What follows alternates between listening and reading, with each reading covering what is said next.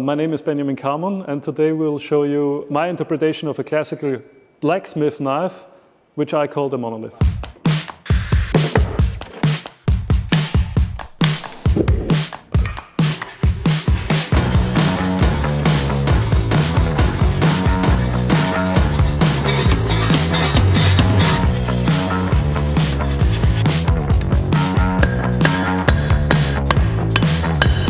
Now we are going to draw or start drawing the handle in width. So we're not enlarging the circumference of the handle, but the width with the peen of the hammer.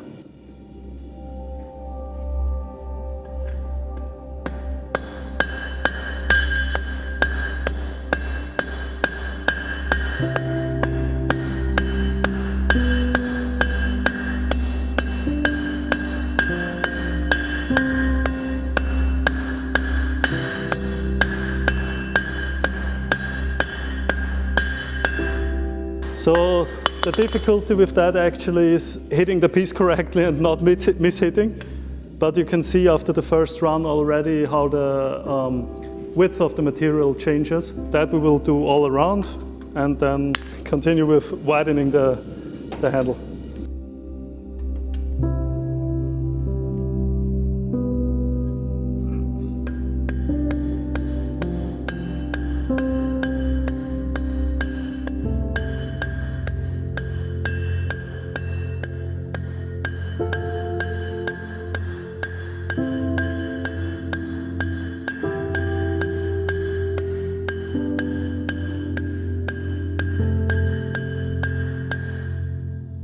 As soon as you lose volume, the heat will draw out into the atmosphere, and the anvil foremost, it's always the anvil that draws the heat out most, will go away pretty quickly. So yeah, that doesn't make it easy or easier.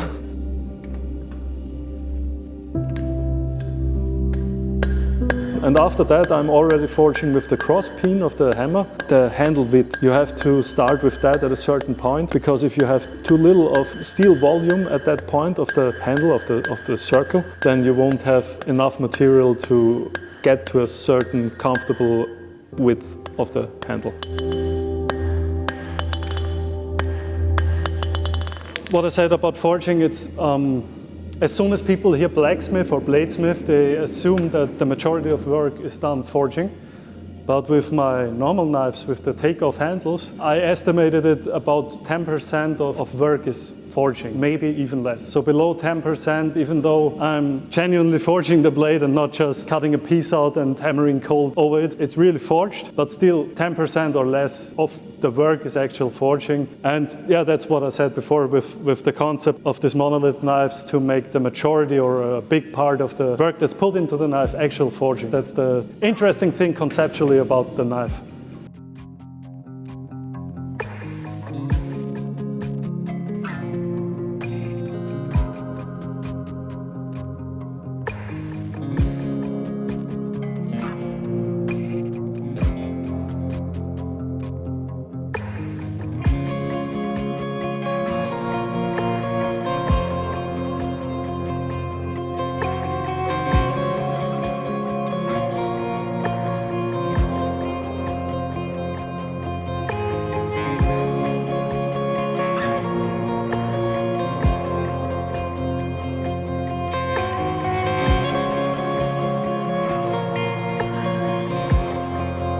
When I forge the handle width to a size I like, I'll adjust the overall length of the circle, so I have enough material to shape a Western handle out of it. During widening the handle, the material already starts to overlap a little, and that's kind of the beginning of the I-beam shape I'm getting in the front part of the handle.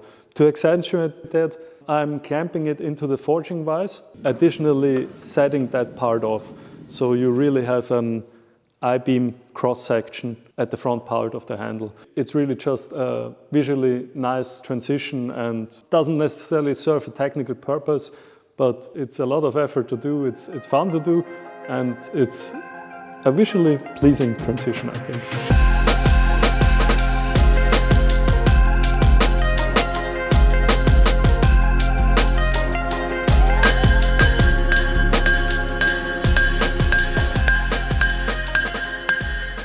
Yeah, the main criteria is to have it pleasing to the eye. I mean, it needs to fulfill certain measurements. It can't be too short or too long. Whereas too long is more of a problem than too short. Too short usually means just draw the material a little more. Most of the time there is enough material to draw it a little more. Too long is a problem because you can't reduce the size of the handle anymore. And yeah, other than that, when the length is enough, I go to the next step of actually shaping the handle. Now we're in the step of drawing the width. Then I'll adjust the length. Then I'll set the I-beam shape off. After that, I'm roughly shaping the handle hot to what looks to me a comfortable shape.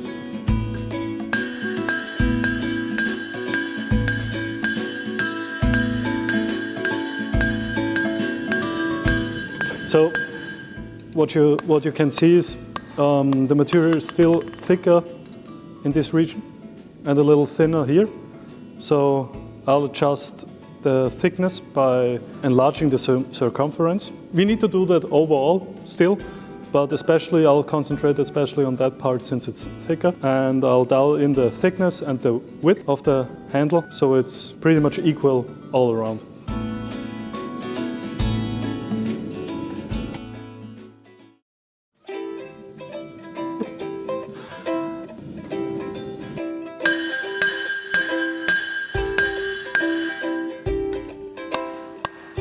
One or two heats, and then I'll start with the I-beam shape.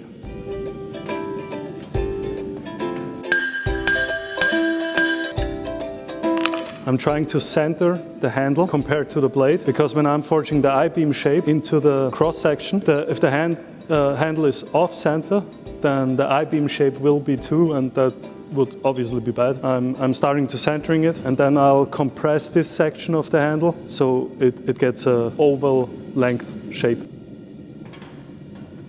The handle, or the round shape, is now pretty parallel to the blade blank, and you can slightly see already from the forging with the crosspeen hammer that we have a slight overlap here and here. And now I'll forge the I-beam shape, which is inspired by Lin Ray and his X-ray knives. He did that, and I've seen it, and I thought about using the same kind of cross-section for my knives as well. That's what we're going to do, or try now.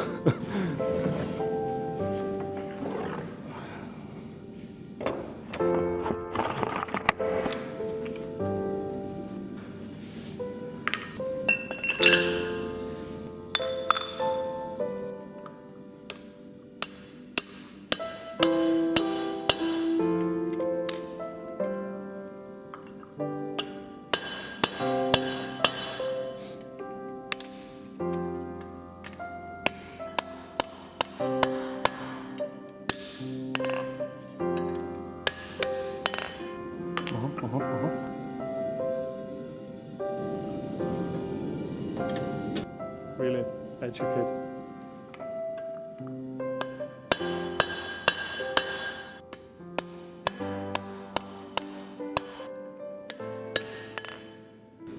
Just looking how to correct that. We have a little wobbly line in there, and it's tough to get in there. So I'm just thinking of how to correct that best.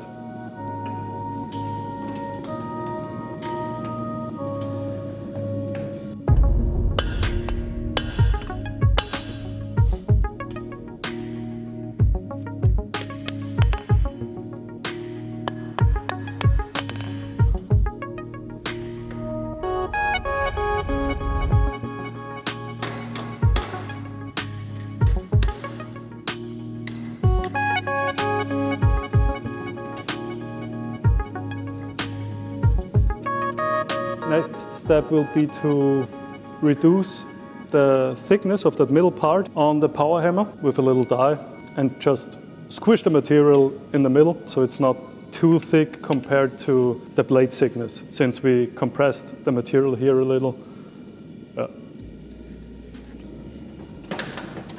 If you're an individual who enjoys spending time in the kitchen, you'll be amazed with the cool stuff that moderncooking.com have on their website. Moderncooking.com has a massive range of high-end kitchen tools, but what I want to show you today is their birch and bevel range. These knives are made from premium steel, produced through collaboration of some of the best European metallurgists, engineers and blacksmiths. These are designed to perform at the highest standard and built to last for generations. If you want performance, durability and handmade European quality, check out moderncooking.com. We hope you enjoyed this video, but more importantly, did you learn anything new from this series?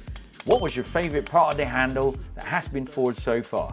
If you had one question for Benjamin Kamon, what would it be? Let us know in the comment section and we will see you all in part 3.